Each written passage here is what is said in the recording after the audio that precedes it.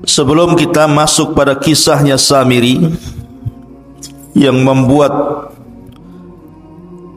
patung seperti anak sapi yang kemudian disembah oleh Bani Israel, saya akan urut dulu kisahnya. Di dalam Al-Quran Allah subhanahu wa ta'ala berfirman, wa idh faraqna bikumul bahra fa'anjaynakum wa aghraqna ala fir'auna wa antum tangdurun. Dan ingatlah ketika kami belah lautan untukmu, lalu kami selamatkan dirimu dan kami tenggelamkan Fir'aun dan para pengikutnya, sementara kalian menyaksikan dengan mata-mata kalian sendiri. Nabi Musa alaihi salatu wassalam ketika menyelamatkan Bani Israel dari perbudakan Fir'aun, maka Musa berhasil menyeberangkan Bani Israel dari Mesir mengarah ke Palestina melalui Laut Merah. Dan itulah mukjizat yang sangat masyhur dari Nabi Musa alaihi salatu wassalam, mampu membelah lautan dengan tongkatnya, tentu dengan izin Allah subhanahu wa ta'ala. Terbelah 12 jalan di lautan itu, karena Bani Israel 12 kabilah.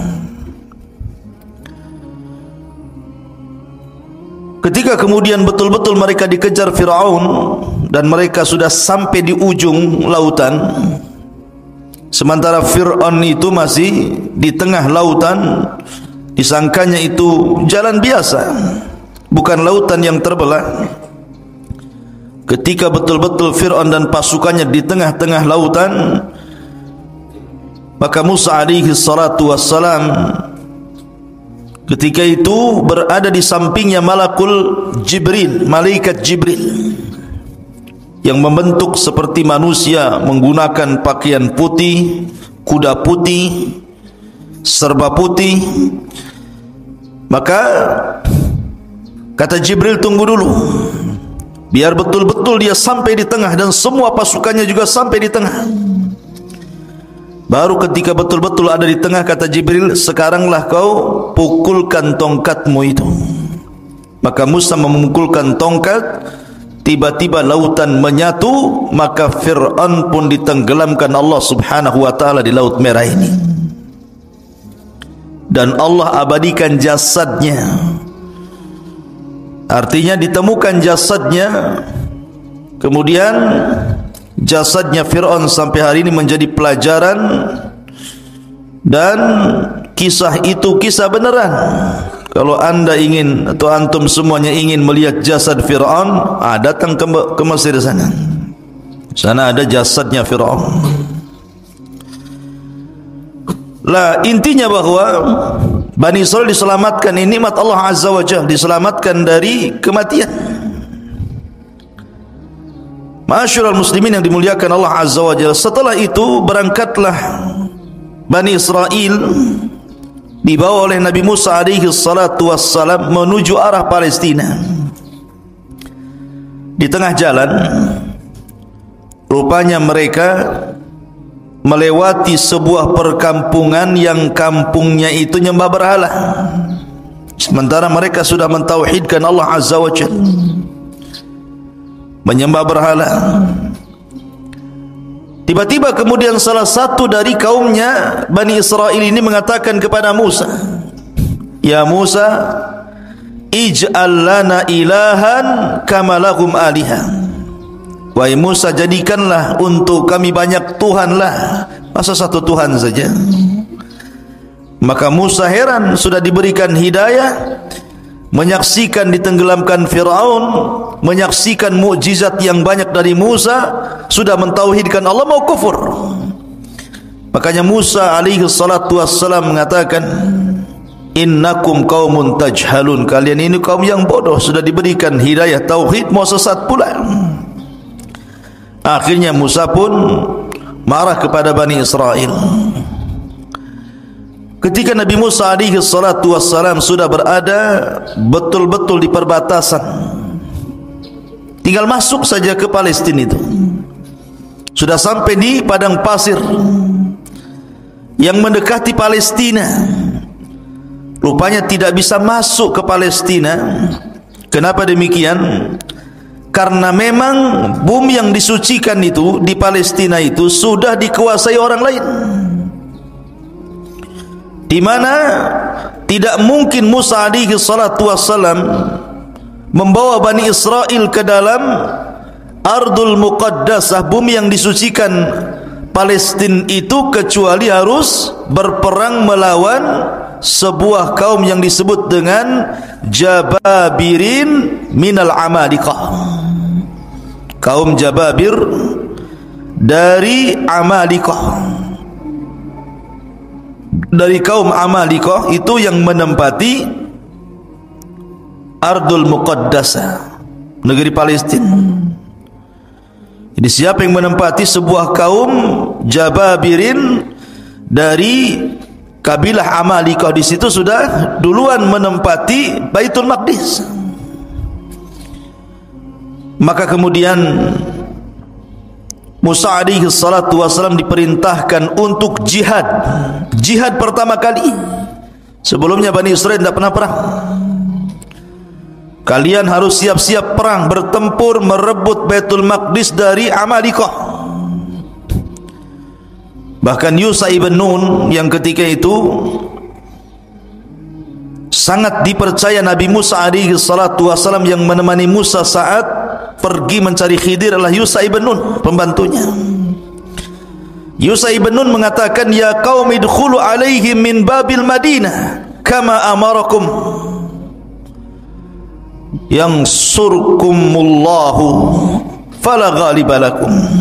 Wahai kaumku, masuklah kalian dari pintu depan, pintu kota, dan kalau seandainya kalian akan perang, maka Allah subhanahu wa ta'ala akan memberikan kemenangan dan tidak terjadi kekalahan kepada kalian. Tapi Bani Israel ini ketakutan, pengecut, tidak mau perang, takut mati. Akhirnya kemudian mereka mengatakan, lan nadkhulaha abada madamu fiha. Selama orang Amalikah itu masih ada di situ, kemudian kami harus perang melawan Amalikah, kami tidak akan masuk ke situ. Kemudian mereka pun lancang kepada Musa dan mengatakan, idhhab anta wa rabbuka faqatila inna hahuna qaidin. Hei Musa, kalau engkau ingin perang, sono berangkat sendiri, ajak Tuhanmu perang berdua, kami nonton di sini siapa yang kalah siapa yang menang. Kurang ajar tidak tuh? Ya. Asal sama nabinya bilang begitu. Kalau kau mau perang, pergi sana sendiri katanya. Ajak Tuhanmu, perang berdua sana katanya. Kami enggak mau di sini. Karena mereka menolak, tidak mau perang, tidak mau berjihad, tidak mau mengambil Baitul Maqdis. Ini pula yang menyebabkan Allah subhanahu wa ta'ala mengazab Bani Israel.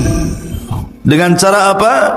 Akhirnya mereka tidak bisa keluar dari negeri itu, tersesat di padang pasir, tersesat di sebuah negeri yang disebut Ardut Tih namanya, negeri Tih,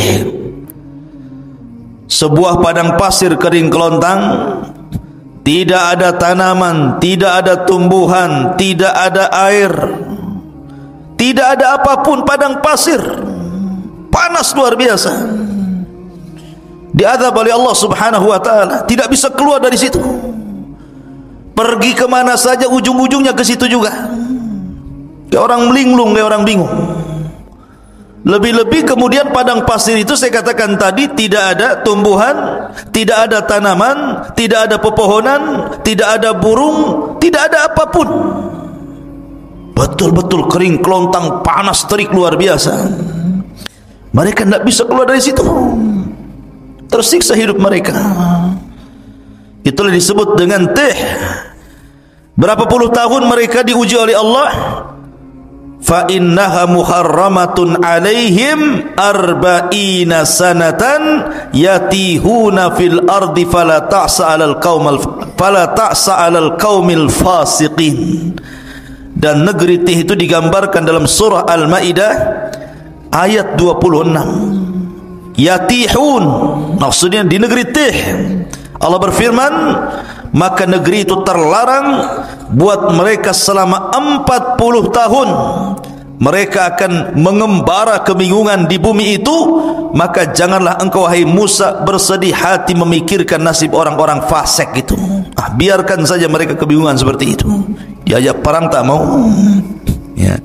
Akhirnya Allah uji mereka dengan diletakkan di bumi Tih, bumi kebingungan. Ma'asyiral muslimin, ikhwan akhwat yang dimuliakan Allah Azza wa Jalla. Ketika mereka tidak bisa keluar dari situ, terpaksalah mereka tinggal di situ. Dengan panas terik yang luar biasa, dengan kelaparan karena susah cari makanan. Apa yang mau dicari makanan? Binatang buruan pun tidak ada, dedaunan yang akan dimakan pun tidak ada, apalagi buah-buahan. Namanya padang pasir kerang kelontang, apa yang mau dimakan? Masa makan pasir? Tak mungkin. Akhirnya kemudian ketika mereka lapar, mereka datang kepada Musa alaihi salatu wassalam. Ya Musa, kami lapar, kami pengen makan. Tolonglah berikan kepada kami makanan. Berdoalah kepada Rabbmu agar diturunkan makanan kepada kami. Subhanallah, Allah Karim. Nabi Musa alaihi salatu wassalam walaupun melihat Bani Israel sudah kurang ajar, su'ul adab namanya kepada nabinya, tetap saja Musa itu sabar. Laqad udhiya katsiran fasabara. Musa itu sudah banyak diuji oleh kaumnya tapi sabar. Akhirnya Allah janjikan kepada Bani Israel yang tersesat di Ardut Tih itu diberikan makanan. Kalau pagi diberikan makanan man, kalau sore hari diberikan makanan salwa. Manna was salwa. Apa itu manna dan apa itu salwa? Kan Allah Subhanahu wa taala berfirman tentang manna was salwa itu. Ada yang mengatakan bahwa manna itu sejenis madu. Sejenis madu yang bisa dimakan, rasanya kayak madu, bahkan lebih manis dibandingkan madu. Dan itu untuk makanan di pagi hari. Diberikan kepada mereka alman. Adapun makanan di sore hari mereka akan diberikan salwa. Salwa itu sejenis burung, daging burung. Kemudian diletakkan di tempat yang tinggi, tinggal diambil saja. Subhanallah ikhwan. Makanan pagi dan makanan sore itu, ketika terbit dan ketika tenggelam matahari itu, Allah mudahkan semuanya. Mereka tidak perlu cari lagi, tidak perlu lelah letih. Pokoknya mereka pagi hari lapar, tinggal diambil saja. Sudah ditentukan tempatnya, nanti tahu-tahu sudah ada saja manna itu tiap pagi. Dan juga burung-burung yang siap santap, tahu-tahu sudah ada saja di sore hari. Subhanallah, ini keajaiban. Tinggal ambil saja. Mau makan pagi sarapan, tinggal cari ambil, sudah ada man di situ. Kalau sudah sore mereka lapar, tinggal makan kemudian salwanya. Ini nikmat mana lagi, ikhwan? Makan enggak perlu nyari lagi, enggak perlu kerja, enggak perlu pontang-panting gitu ya. Enggak perlu menjadikan kepala di bawah kaki di atas. Ngapain pula kayak gitu ya? Tetapi Bani Israel ini kaum yang degil, ikhwan. Gimana enggak degil? Mereka mengatakan, wa id qultum ya Musa lan nasbiru ala ta'amin wahid fad'u lana rabbaka yukhrij lana mimma tumbitul ardu min baqliha wa qithaiha wa fumiha wa adasiha wa basaliha. Apa kata mereka? Sudah enak dikasih manna wassalwa, tinggal ngambil makan. Itu makanan lezat, makanan diberkahi, enak luar biasa. Mereka mengatakan, "Hai Musa, kami tidak sabar, tidak tahan dengan satu macam makanan ini aja, asyik salwa manna, salwa manna." Cobalah, kata Bani Israel, mohonkanlah untuk kami kepada Tuhanmu, hai Musa, agar dia mengeluarkan bagi kami dari bumi ini tumbuh-tumbuhan, yaitu sayur-sayuran, ketimun, bawang putih, kacang adas, bawang merah. Cobalah yang lain, yang seperti ini. Maunya itu bawang-bawang, sayur-sayur, sayur bayam, sayur kangkung, bayam duri, kan itu. Maunya itu yang gitulah. Manna wasalma, kami bosan, katanya. Lihat bagaimana orang-orang Bani Israel ini aneh. Allah sudah berikan makanan terbaik, mau pula makanan-makanan yang rendah-rendahan. Makanya Musa mengatakan kepada Bani Israel, qala atastabdiluna alladhi huwa adna billadhi huwa khair ihbitu Misra. Kata Musa alaihi salatu wassalam, kenapa kalian mengganti makanan baik dengan makanan yang rendah? Itu rendah itu. Bawang merah, bawang putih, sayur-sayur itu makanan rendah. Kau bisa datang kemana saja ada itu. Kenapa harus minta kepadaku? Tapi mana salwa ini tidak bisa dicari, karena itu makanan dari Allah subhanahu wa ta'ala langsung. Tapi kalau hanya bawang putih, bawang merah, kacang-kacangan, sayur-sayuran, kau tinggal pergi ke mana daerah di situ. Misron di sini bukan Mesir, tapi daerah mana saja itu mudah dicari. Kenapa pula kemudian kalian tidak mau memakan manna wassalwa lagi? Ihbitu Misran fa inna lakum ma sa'altum. Pergilah kau ke sebuah desa atau kota atau daerah, pasti kamu akan memperoleh apa yang kalian minta. Sebab ini Allah mengatakan, dzuribat alaihimudz zillatu wal maskanatu wa ba'u bighadabim minallah. Maka ditimpakanlah kepada mereka nista dan kehinaan, serta mereka mendapatkan kemurkaan dari Allah subhanahu wa ta'ala.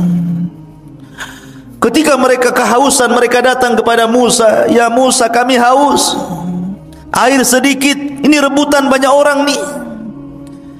Maka Allah subhanahu wa ta'ala firmankan, "Wa idistasqa Musa di qaumihi faqul nadrib bi asaqal hajar fanfajarat min khusnata asyrata ainan." Dan ingatlah ketika Musa memohon air untuk kaumnya, lalu kami berfirman, "Pukulkanlah tongkatmu pada batu itu, niscaya akan memancarkan padanya 12 mata air."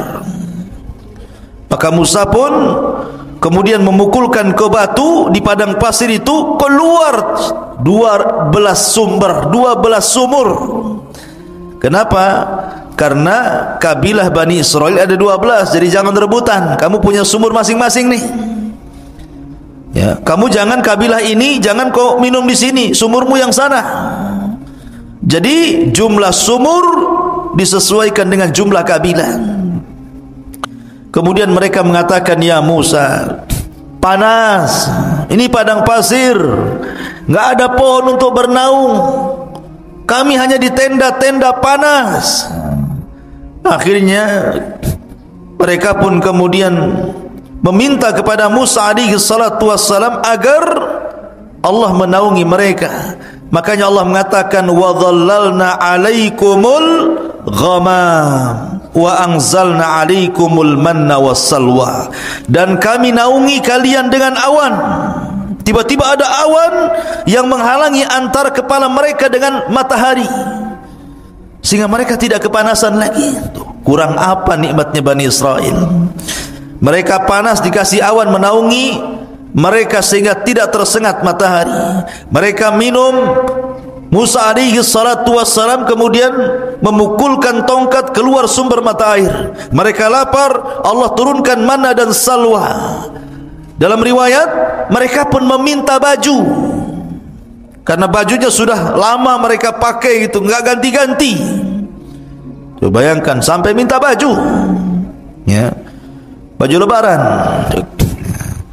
Sampai kemudian bukan hanya itu saja, Mereka meminta macam-macam kepada Musa alaihi salatu wassalam.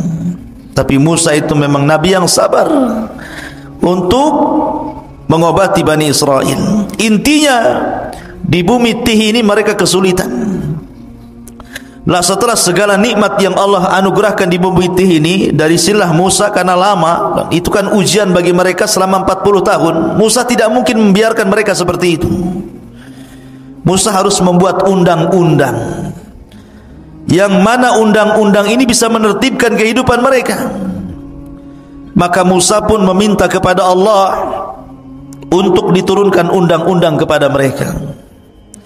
Maka Allah janji untuk menurunkan Taurat kepada Musa asal Musa berangkat ke bukit yang disucikan Allah Azza wa Jalla, Bukit Tur, Bukit Sainah. Akhirnya Musa alaihi salatu wasallam diperintahkan Allah untuk berangkat selama 30 hari meninggalkan Bani Israel untuk mendapatkan mandat Taurat. Ketika itu Bani Israel diserahkan kepada adiknya Harun. Berangkat Nabi Musa selama 30 hari. Ma'asyiral muslimin, ikhwan akhwat yang dimuliakan Allah Subhanahu wa taala. Maka selama 30 hari itu Nabi Musa berpuasa. Ada yang mengatakan 30 hari berpuasa itu bertepatan dengan bulan Dzulqa'dah. 1 bulan Dzulqa'dah Nabi Musa berpuasa. Ketika sampai di bukit Tur, Bukit Sainah, maka Musa pun beriktikaf di bukit itu selama 30 hari 30 malam, berpuasa terus, tidak membatalkan puasanya, karena tahu akan berjumpa dengan Allah. Ketika sampai di tanggal 30 sebagaimana ditetapkan oleh Allah Subhanahu wa taala, tiba-tiba Nabi Musa membatalkan pula puasanya. Bukan tidak ada alasan, karena alasan Nabi Musa kenapa membatalkan puasa di hari ke-30, karena takut kalau seandainya dia bicara dengan Allah mulutnya bau. Karena orang puasa itu kan mulutnya tidak sedap. Tiba-tiba ketika dia hendak membatalkan puasanya karena sebab itu, maka Allah Subhanahu wa taala melarang dan mengatakan, wahai Musa, jangan kau batalkan puasamu, fa inna luhufa fammis shaim atyab indallah min rihil miski. Karena bau mulutnya orang yang berpuasa itu lebih harum di hadapan Allah dibandingkan minyak kasturi. Di hadapan Allah, jangan di hadapan kawan antum, baulah. Di hadapan Allah, ya, kalau di hadapan makhluk tergantung sahur antum. Sahur jengkol bau jengkol, sahur pete bau pete, ya. Takkan sahur jengkol bau kasturi, ya. Maksudnya di hadapan Allah lebih harum dibandingkan minyak kasturi. Akhirnya Musa pun diperintahkan Allah Azza wa Jal untuk menambah lagi 10 hari. Untuk menambah 10 hari. Maka genap Musa di bukit Tur Sinai itu berapa hari? 40 malam 40 hari. 40 malam 40 hari Nabi Musa alaihi salatu wassalam berada di bukit Tur untuk mendapatkan mandat Taurat. Makanya Allah Subhanahu wa taala berfirman mengenai hal ini, tentang masalah Taurat ini, walaqad jaa Musa limiqatina wa kallamahu rabbuhu qala rabbi arini anzur ilaik. Dan ingatlah ketika kami berjanji kepada Musa untuk memberikan Taurat sesudah 40 malam.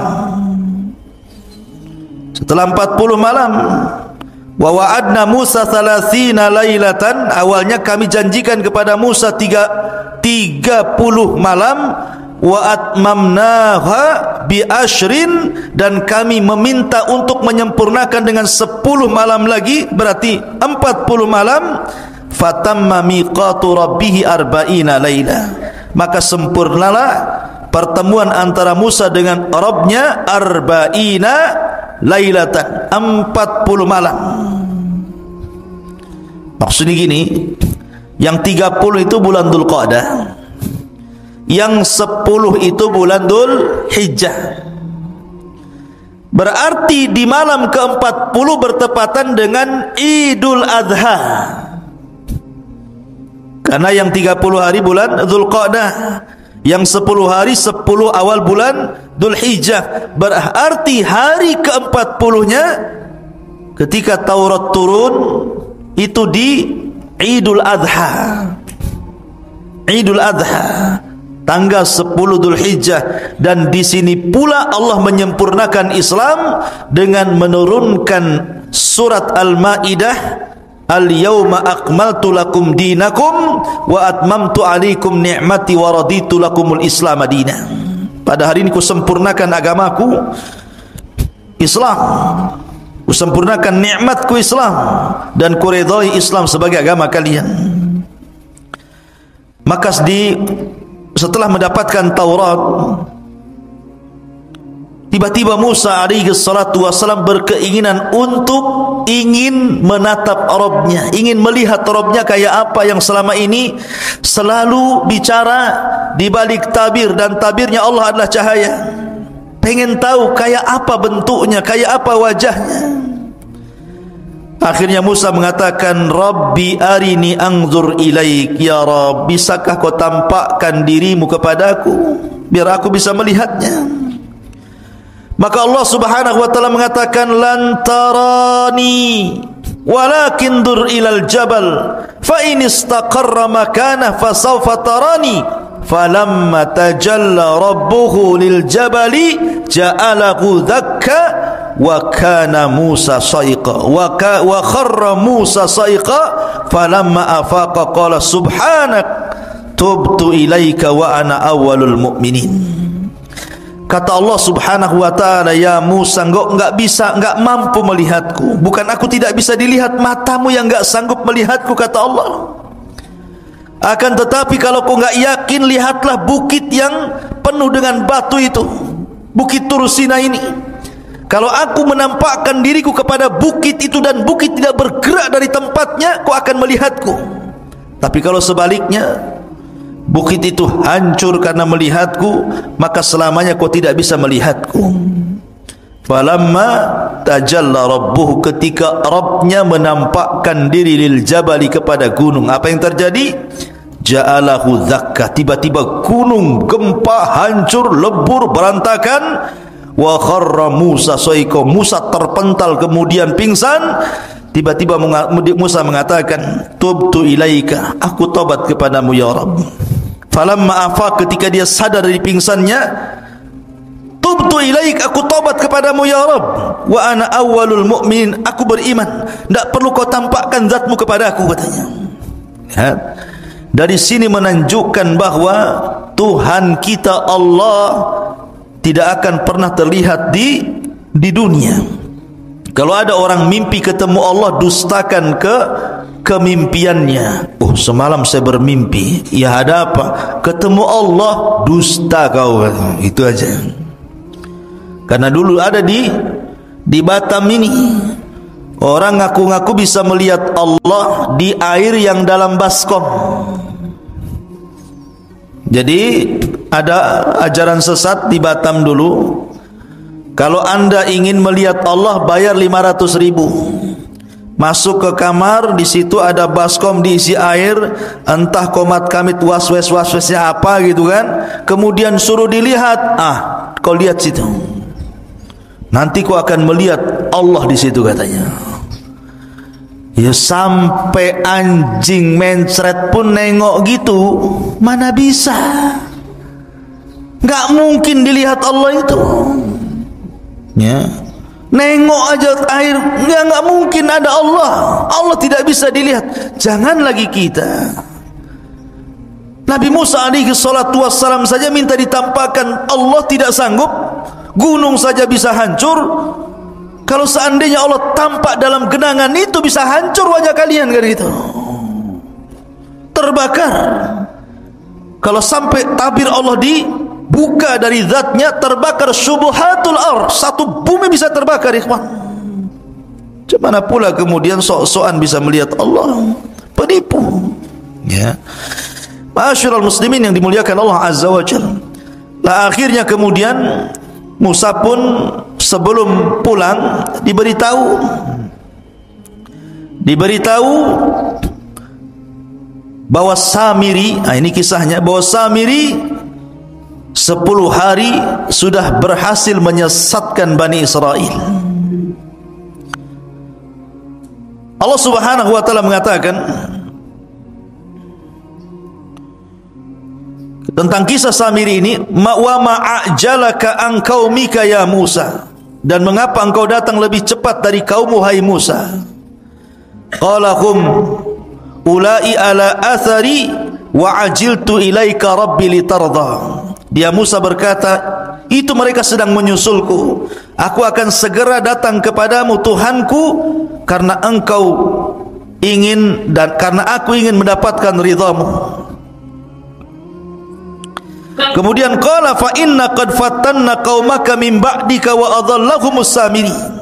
Dan Allah berfirman, sungguh kami telah menguji kaummu wahai Musa setelah engkau tinggalkan selama 40 malam, dan mereka telah tersesatkan oleh Samiri. Jadi begini, ketika Musa berangkat meninggalkan Bani Israel berapa hari tadi? 30 hari. Kemudian disempurnakan 10 hari menjadi 40 hari. Jadi dari 30 hari itu Samiri belum buat ulah tuh.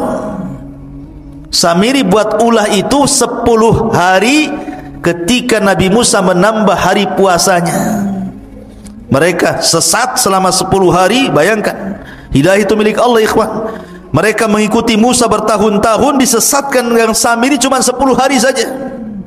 Bagaimana cara menyesatkannya? Samiri ini terjadi khilaf para ulama, siapa Samiri. Ada yang mengatakan Samiri ini salah satu dari Bani Israel.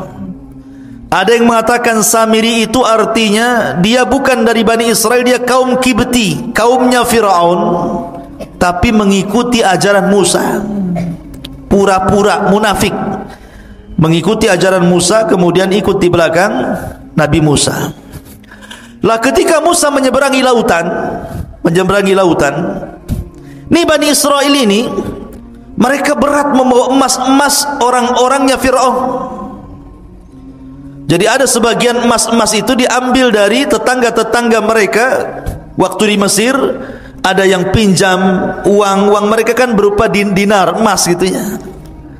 Ada yang kemudian pinjam, ada yang kemudian bekerja dapat gaji duluan, kerjanya belum selesai. Pokoknya banyak. Intinya bahwa itu emas-emas itu tidak boleh dibawa karena bukan hak mereka. Maka mereka bertanya kepada Nabi Musa, bagaimana dengan emas-emas kami wahai Musa? Apakah ini halal untuk kami? Kata Musa, tidak halal. Emas-emas itu harus kalian buang di lautan ini. Jadi ketika mereka berjalan di lautan itu yang sudah jadi jalan, dibuanglah emas-emas itu sampai ke pinggir sana. Lah Samiri melihat ada buang emas banyak-banyak. Oh, ini emas banyak, kenapa pula dibuang-buang katanya. Diambilnya, dikutipnya satu-satu, akhirnya dapatlah 1 karung emas-emas yang dilempar-lempar itu. Kemudian setelah itu Samiri melihat ada orang berbaju putih, berkuda putih di samping Musa, dan seolah-olah dia pula yang memberikan instruksi. Kata orang putih begini, maka Musa akan begini. Kata orang putih begitu, maka Musa akan begitu. Samiri kaget, kenapa Musa diperintahkan orang itu? Nah, dari sini Samiri curiga, karena memang itu jelmaan malaikat, utusan Allah Azza wa Jalla. Diperhatikan terus orang ini. Kemudian diperhatikan kudanya, dan apabila kuda itu melangkah, bekas langkahnya itu, bekas pijakannya itu, tanahnya diambil sama dia. Diambil kemudian ditaruh di kresek di bawah. Jadi ketika Nabi Musa alaihi salatu wassalam berangkat meninggalkan Bani Israel, kemudian digantikan oleh Nabi Allah Harun alaihi salatu wassalam, Maka mulailah berulah Samiri selama 10 hari ini. Emas yang tadi dikutip itu oleh Samiri kemudian dibakar, kemudian dicetak, kemudian jadilah anak sapi, patung anak sapi yang membentuk Samiri. Kenapa anak sapi? Karena orang-orang Mesir itu menjadikan sapi itu Tuhan. Makanya orang-orang India sampai hari ini ada orang yang nyembah sapi itu. Jadi daerah-daerah tertentu di India itu, kalau ada sapi kemudian masuk ke pasar, makan kangkung, makan bayam, jangan diusir. Itu Tuhan lagi makan. Ya, macam-macam. Di India itu banyak. Ya, sesembahan salah satunya sapi disembah. Ada juga yang nyembah ular sendok di sana itu. Ya. Jadi akhirnya kemudian dibentuklah patung anak sapi itu. Ketika sudah jadi patung anak sapi itu, kemudian ditenggerkan di tengah-tengah lapangan Bani Israel. Dia kan punya tanah. Tanah itu bekas pijakannya kaki kudanya Jibril. Dimasukkan ke mulutnya tanah itu. Subhanallah. Keajaiban, tiba-tiba patung anak sapi yang terbuat dari emas itu hidup pula. Makanya Allah mengatakan lahu khuwar, hidup, tapi tidak sempurna, hanya mengeluarkan suara. Gimana suara sapi? Pi gitu. Bukan. Ya. Jadi keluar suara sapi. Lah, Bani Israel ini kaget, kok bisa patung terbuat dari emas berbentuk anak sapi diingatkan kepada sembahan orang-orang Mesir tiba-tiba hidup. Karena sebagian Bani Israel masih kurang mantap imannya. Kata Samiri kepada Bani Israel, lihat, ini Tuhan kita. Anak sapi ini Tuhan kita. Buktinya dia bisa bicara, katanya. Mereka mengatakan, lalu Nabi Musa siapa?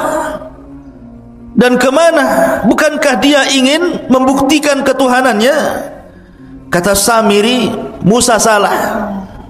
Yang benar ini Tuhannya, bukan apa yang didakwahkan Musa. Lihat, Musa salah tempat, jauh-jauh ke Bukit Tur untuk mencari Tuhannya, padahal Tuhannya ada di sini, katanya. Nih Tuhannya anak sapi ini. Dari situlah akhirnya ada yang mengatakan 70.000 sekian gitu, Bani Israel pun murtad. 10 hari menyembah patung anak sapi. Ya, sebagian mereka murtad dan sebagian mereka bertahan. Ini enggak percaya, kami harus tanya dulu Musa, apakah ini Tuhan atau bukan?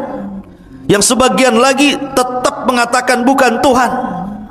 Jadi manusia ketika itu terbagi menjadi 3. Ada yang tetap di atas tauhid, tidak mau menyembah patung anak sapinya yang dibuat oleh Samiri. Yang satu justru ada yang langsung menuhankan patung anak sapinya Samiri. Kemudian yang ketiga masih nunggu, masih ragu-ragu. Tunggu, tanya dulu, nunggu Musa datanglah. Kalau memang kata Musa ini Tuhan kami sembah, kalau enggak. Akhirnya kemudian Musa sudah diberitahu sama Allah bahwa kaumnya sudah disesatkan Samiri. Udah marah, pengen balik saja Musa tuh. Masalahnya Musa tidak mau menyalahkan Bani Israel, tapi mau menyalahkan abangnya Harun. Ngapain saja Harun itu? Masa baru ditinggal 40 hari sudah murtad? Akhirnya pertama kali dia marah kepada Harun. Datanglah Musa dari safarnya membawa papan Taurat. Faraja'a Musa ila qaumihi ghadbanan asifan.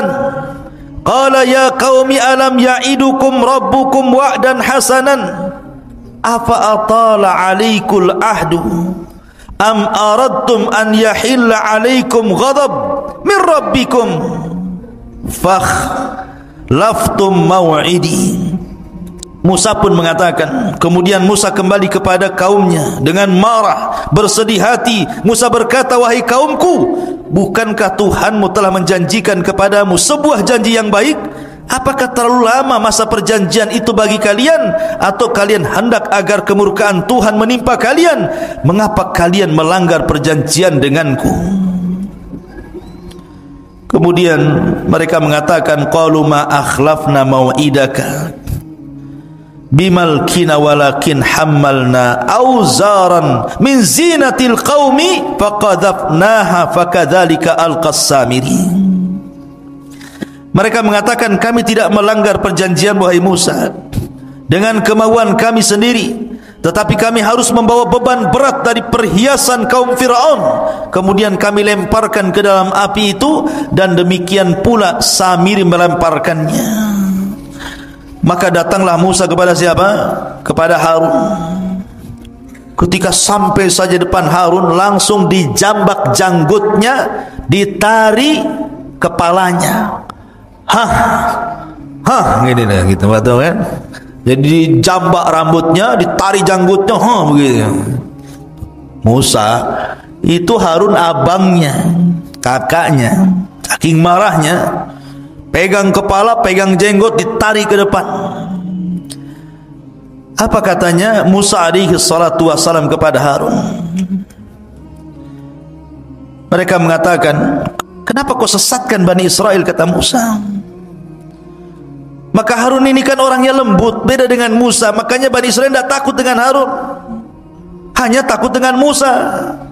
Makanya Harun mengatakan, ya ibna la ta'khud bi lihyati wala bi ra'si, inni khashitu an taqula farraqtu baina Bani Israel wa lam tarkub qawli. Harun mengatakan, wahai putra ibuku, maksudnya Musa, janganlah engkau pegang janggutku, jangan pula kau pegang kepalaku, lepaskan. Aku sungguh khawatir engkau akan berkata kepadaku, engkau telah memecah belah Bani Israel dan engkau tidak memelihara amanahku. Artinya aku sudah berusaha menarik mereka ke dalam tauhid, tapi mereka ngeyel, degil. Macam mana harus aku lakukan? Mereka hanya takut kepadamu dan tidak takut kepadaku. Akhirnya ketika datang Samiri pula menyesatkannya. Maka akhirnya dilepaslah Harun, kemudian mencari Samiri. Datangkan Samiri kepadaku.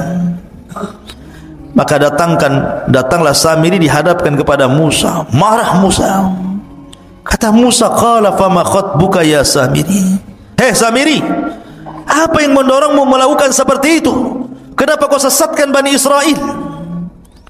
Kata Samiri, qala basartu bima lam yabsuru bi, faqabadtu qabdatan min atharir rasul fanabattuha wa kadzalika sawwalat nafsi. Dengan entengnya Samiri mengatakan, aku mengetahui sesuatu yang tidak mereka ketahui, hai Musa, dan aku ambil segenggam tanah dari jejak Rasul, maksudnya Jibril, kakinya kudanya Jibril, lalu aku melemparkannya ke dalam api yang di situ sedang dicetak anak sapi Samiri. Demikianlah nafsuku yang memerintahkanku. Jadi ketika Musa, siapa atas perintah siapa kau lakukan itu, kata Musa, maka Samiri dengan tenang mengatakan, nafsuku yang memerintahkan. Subhanallah, dengan entengnya. Akhirnya kemudian Musa pun marah. Maka sebagai hukumannya, Nabi Musa alaihi salatu wasallam berdoa kepada Allah agar Samiri tidak boleh mendatangi manusia, dan manusia tidak mungkin mendatangi Samiri. Dia akan hidup sendiri selamanya. Ya, itu sebagai hukumannya, akan hidup sendiri. Manusia tidak bisa bicara, dia pun tidak bisa bicara dengan manusia. Tetapi memang Al-Quran dan Sunnah tidak menjelaskan kematiannya, karena Samiri habis itu diusir oleh Musa dan tidak diperkenankan untuk hidup di lingkungan Bani Israel. Sehingga ada yang menyangka bahwa Samiri adalah Dajjal di akhir zaman. Tapi kita katakan Dajjal bukan Samiri, dan Samiri bukan Dajjal. Dajjal lain orangnya, Samiri pun lain orangnya. Ya. Intinya bahwa Nabi Musa alaihi salatu wasallam kemudian mengadab Samiri dengan cara berdoa kepada Allah agar dia tidak bisa ditemui manusia dan dia tidak bisa menemui manusia, sendiri hidupnya. Kemudian melihat Nabi Musa marah, maka mereka disuruh bertobat. Bani Israel yang menyembah patung anak sapi itu suruh tobat. Tiba-tiba kemudian diilhamkan kepada mereka untuk mengucapkan la illam yarhamna rabbuna wa yaghfir lana lanakunanna minal khasirin. Kalau Rabb kami tidak merahmati kami dan tidak mengampuni dosa-dosa kami, kami termasuk orang rugi. Terus itu yang dibicarakan oleh orang-orang yang nyembah patung itu. Masalahnya Musa mengatakan, aku datang sudah bawa papan Taurat ini, dan isi papan ini kalau sampai ada orang musyrik seperti kalian, hukumannya adalah saling bunuh-bunuhan. Kalian harus pulang, ambil bawa pisau dapur, tusuk-tusuk kalian, saling tusuk di antara kalian, saling bunuh di antara kalian. Itu tobatnya. Karena Allah mengatakan, wa idh qala Musa liqaumihi, wa idh qala Musa liqaumihi, dan ketika Musa berkata kepada kaumnya, ya qaumi innakum zalamtum anfusakum bittikhadikumul ijla fatubu ila bariikum faqtulu anfusakum dzalikum khairul lakum inda bariikum fataba alaikum ila akhiril ayat. Wahai kaumku, karena kalian sudah menzalimi diri kalian menyembah patung anak sapi, tobat kalian. Tapi tobatnya faktulu anfusakum, bunuh diri-diri di kalian. Mak, tobatnya ngeri. Kalau antum di dalam Islam, kalau orang datang ke dukun kemudian menyesal, tinggal balik syahadat, balik ke Islam. Ini tidak. Kalau orang sudah melakukan kesyirikan, maka cara tobatnya harus saling membunuh. Anda bawa pisau dapur, saya bawa gergaji, berperanglah sampai mati, sampai dua-duanya mati. Dan itu lebih baik. Sebab kalau mereka menolak untuk saling membunuh, mereka pun akan mati juga. Karena ketika mereka menolak untuk saling membunuh, maka mereka teringat dengan Nabi Musa. Musa pernah mengangkat bukit Tur, kemudian diletakkan di atas kepalanya. Tobat atau dilempar bukit ini, katanya. Kalau tidak tobat, mati juga kena gunung. Kalau tobat, mati juga, sama-sama mati. Masalahnya kalau tobat mati, mati syahid. Tapi kalau mati kena lempar gunung, mati sangit namanya. Enggak syahid kan gitu. Karena kena azab ya. Akhirnya mereka perang, saling bunuh-bunuhan, dan itu lebih baik bagi mereka. Matilah hampir 7.000 Bani Israel gara-gara menyembah patung anak Samiri ini. Lihat jahatnya Samiri, munafik, menyesatkan. Akhirnya kemudian Nabi Musa pun setelah kasus Samiri ini tetap masih tidak bisa keluar dari Ardut Tih itu, maka Allah Subhanahu wa taala takdirkan Musa pun meninggal. Tapi sebelumnya Harun meninggal, baru kemudian Musa. Bagaimana Harun meninggal? Dikatakan oleh ahli tafsir, jadi suatu ketika Nabi Musa dan Harun ini naik ke atas bukit, meninggalkan Bani Israel karena lelah gitu kan, ingin santai berdua saja, naik ke atas bukit. Tiba-tiba di atas bukit itu melihat ada pohon di situ. Kemudian tiba-tiba Harun alaihi salatu wassalam mengatakan, ya Musa inni uhibbu an anama ala hadas sarir. Dan di bawah pohon itu kayak ada tikar. Sudah ada tikar, ada pohon, ada tikar.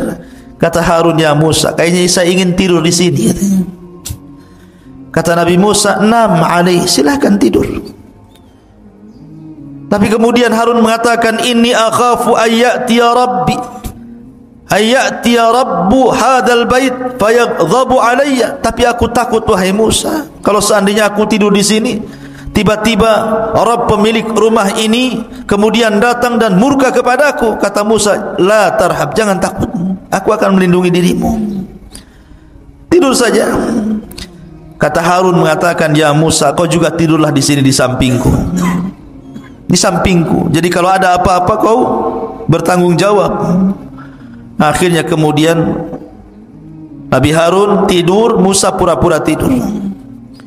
Rupanya Allah Subhanahu wa taala mengirim malakul maut. Ketika tidur itulah Harun dicabut nyawanya, kemudian diangkat ke langit dengan tikar-tikarnya sekali. Itu dalam sebuah riwayat yang dikatakan oleh Imam As-Sudi. Tapi dalam riwayat yang lain, riwayat Ali bin Abi Thalib radhiyallahu an, Intinya ketika Harun dan Musa meninggalkan Bani Israel, tiba-tiba kemudian Allah mengurum malakul maut.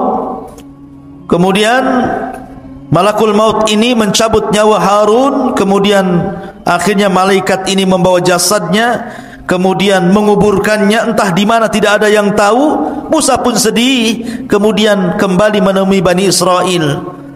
Harusnya saat kesedihan ini dihibur, malah dituduh pula dia yang membunuh Nabi Harun. Ya, bayangkan. Bani Israel marah kepada Musa, kau bunuh Harun, dia katanya. Karena Harun itu nabi yang dicintai Bani Israel, orangnya lembut, maka dicintai, disukai Bani Israel. Kalau Musa itu orangnya keras, ditakuti Bani Israel. Jadi ketika berdua jalan ke bukit, kok pulang sendirian, tiba-tiba Harun tidak ada. Akhirnya mereka marah kepada Musa, aqaltalta Haruna ya Musa, kenapa kau bunuh Harun wahai Musa? Kata Musa, saya tidak bunuh Harun, dia meninggal. Akhirnya Musa pun berdoa kepada Allah agar dibuktikan jasadnya bahwa dia tidak membunuhnya. Akhirnya kemudian jasadnya diperlihatkan kepada Bani Israel. Baru Bani Israel yakin bahwa Musa tidak membunuh Harun. Memang sudah ajalnya. Dan setelah kemudian Harun meninggal dunia, giliran Musa. Tapi kisah meninggalnya Nabi Musa ini unik masalahnya. Disebutkan dalam hadis Abu Hurairah radhiyallahu anhu, Rasul yang mengatakan, jaa malakul maut, datang malaikat maut, ila Musa ibn Imran, menuju Musa ibn Imran. Faqala lahu, dan dia pun berkata kepadanya, aku utusan Rabbmu, dan engkau sudah saatnya harus meninggal wahai Musa. Marah Musa kepada malakul maut. Falattama Musa alaihi salatu wassalam aina malakil mauti fafaqaha. Tiba-tiba Musa menampar wajah malaikat maut, keluar kedua matanya. Coba malaikat maut ditampar sama Musa sampai keluar kedua matanya. Ya, dia bilang, kau mau nyawut nyawaku ya? Tampar akhirnya. Dia tidak tahu kalau itu betul-betul malakul maut, utusan Allah masalahnya. Hadis ini sahih.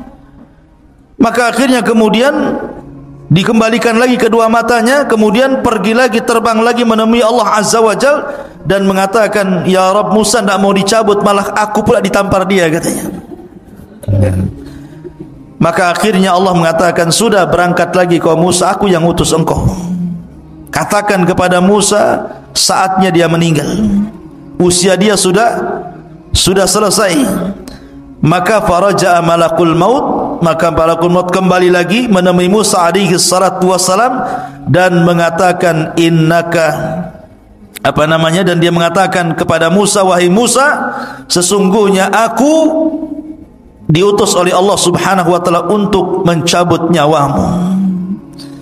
Akhirnya kemudian Musa pun, karena ini tahu perintah Allah Subhanahu wa taala, maka dicabutlah nyawa Musa alaihi salatu wassalam, sementara Musa berada di negeri linglung, negeri Tih, tidak bisa keluar dari situ.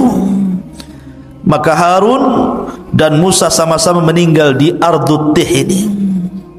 Lalu siapa yang meneruskan tongkat estafet dakwah Musa? Pembantunya yang kemudian menjadi nabi, namanya Yusa ibn Nun. Yusa ibn Nun yang diberikan mukjizat oleh Allah, bisa menahan matahari. Bagaimana kisahnya? Jadi ketika kelompok-kelompok pengecut yang diajak perang itu sudah mati semuanya, generasi-generasi itu mati semuanya, datang generasi baru, anak-anak muda pemberani dipimpin Yusa bin Nun, baru mereka mau perang. Ketika itu mereka menyerbu orang-orang Amalika yang menguasai Al-Quds, Baitul Maqdis. Ketika kemudian peperangan hampir dimenangkan, tiba-tiba masuk di hari Jumat, sudah hampir tenggelam matahari, dan mereka dilarang tidak boleh perang hari Sabtu masalahnya, karena hari Sabtu bagi orang Yahudi itu hari yang diagungkan. Makanya nanti kita akan kisahkan tentang kisah Ashabus Sabti, orang yang diadab di hari Sabtu. Jadi matahari tinggal tenggelam. Ini kalau tenggelam di Jumat sore berarti sudah masuk Sabtu. sementara ini sudah mau menang. Akhirnya berfikirlah Yusha ibn Nun, maka dia menatap matahari dan mengatakan, inni ma'mur kama annaki ma'mur. Aku diperintahkan Allah sebagaimana kau juga diperintahkan Allah. Tolong jangan tertenggelam dulu sampai Allah menangkan perangnya. Maka matahari di situ saja tidak bisa tenggelam sampai perang betul-betul menang, baru kemudian tenggelam. Oh, maka ini mukjizatnya Yusha ibn Nun, bisa menahan matahari. Kalau antum jangan pergi matahari, ya tetap saja matahari pergi. Atau antum yang pergi ke matahari, kemana? Ke Nagoya sana, ada matahari sana. Ya. Tapi bukan matahari di atas. Ya. Jadi Yusha ibn Nun yang kemudian berhasil menguasai Baitul Maqdis dan Bani Israel bisa masuk. Ya. Disitulah kisah bagaimana Samiri menyesatkan Bani Israel sampai kepada kisah Yusha ibn Nun, dan kisahnya panjang tentang masalah Bani Israel karena nanti ada masa-masa yang disebut dengan Ahdul Qudha, ada masa-masa yang disebut dengan Ahdul Mulukul Awal, ada namanya Ahdul Mulukul Thani, dan begitu seterusnya. Seperti Ahdul Qudha itu setelah wafatnya Yusha ibn Nun, maka Bani Israel terpecah menjadi beberapa kabilah tuh, ya. Tetapi mereka masih dipimpin oleh Nabi, dan Nabi yang terakhir yang memimpin adalah Nabi Samuel. Itu Nabi yang terakhir memimpin. Tapi karena Bani Israel pusing, bosan dipimpin para Nabi, akhirnya kemudian minta dipimpin raja. Maka raja yang pertama yang dipilihkan Samuel atas izin Allah adalah rajanya Talut, yang kemudian melawan Jalut. Di antara tentara Talut ada Nabi Dawud, masih kecil. Ketika melawan Jalut, Jalut ini kan orangnya besar, tentaranya banyak. Talut ini orangnya kecil tapi kuat, tentaranya sedikit. Hanya 314 orang sisa dari sekian ribu melawan ribuan tentara Jalut. Ketika sebelum perang, di masa itu kan ada sistem mubarazah. Orang kalau sebelum perang zaman dulu itu adu tanding dulu, mana jagoanmu, nih jagoan gua. Kemudian bertarung sampai mati. Akhirnya Jalut sendiri yang maju dan mengatakan, siapa yang bisa mengalahkan saya? Tentara Talut tidak ada yang berani. Siapa yang berani sama Jalut? Rupanya Nabi Dawud pula yang masih kecil dari sekian pasukan, dialah pasukan yang paling kecil, yang paling muda. Berani pula Dawud ini. Dawud ini orang miskin, kerjanya mengembala kambing, biasa ngelempar anjing dengan batu. Jadi kalau dia lempar anjing dengan batu itu sampai mati anjing itu dilempar batu, dan selalu tidak meleset. Ya, kalau ada anjing lempar antum sini. Jadi ketika kemudian dia maju melawan Jalut, ini batu sudah ada beberapa di tangannya nih. Ketika betul-betul berhadapan, tidak bergulat Daud, dilempar aja batu kepalanya, pecah kepalanya, mati itu Jalut tuh. Ketika mati Jalut, dilempar batu kerikil sama Nabi Dawud, maka pasukan Talut merasa bangga akhirnya karena pimpinannya sudah mati. Tunggang langgang, menanglah pasukan Talut. Dinikahkanlah Daud dengan putrinya. Ketika Talut meninggal, maka dialah yang jadi raja. Kemudian Daud meninggal dunia, kemudian diwariskan kepada Sulaiman. Dia pula yang jadi raja. Lah, inilah raja dan raja plus nabi. Itu cuma dua di Bani Israel, Nabi Daud dan juga Sulaiman. Dia raja plus nabi. Sulaiman juga raja plus nabi. Tapi setelah Sulaiman sudah kacau, sudah lain lagi. Banyak perselisihan Bani Israel yang akhirnya kemudian dihinakan Allah sampai dijajah oleh bangsa-bangsa. Terakhir mereka kemudian dibantai oleh tentara Bukhtun Nasr sampai diperbudak kembali, sama seperti di zaman Firaun.